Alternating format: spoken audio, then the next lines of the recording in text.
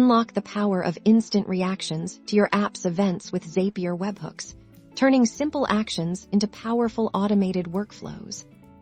Today, we're diving into one of Zapier's most dynamic features, webhooks. Webhooks allow applications to send real-time notifications about specific events to Zapier, triggering automated actions instantly.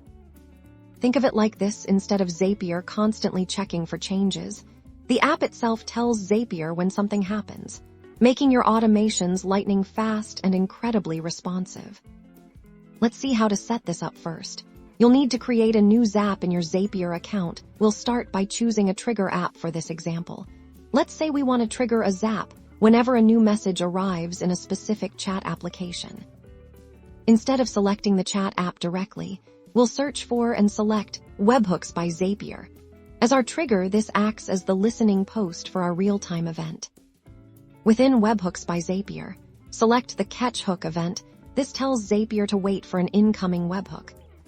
Zapier will then provide you with a unique webhook URL. This URL is the key to connecting your app to this Zap. You'll need to copy this URL. Now, you'll go to the Settings or Developer section of the application that will be sending the webhooks here. You'll paste the copied Zapier webhook URL into the designated field.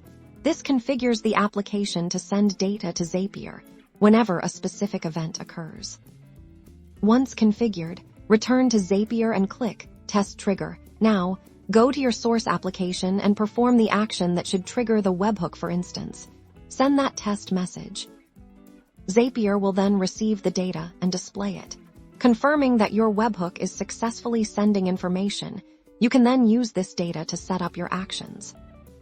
Next, choose your action app. This could be anything from sending an email, updating a spreadsheet, posting to Slack, or any of the thousands of apps supported by Zapier. Your webhook data will be available to map into these actions. And that's it. You've successfully set up a Zap that uses webhooks to react instantly to events.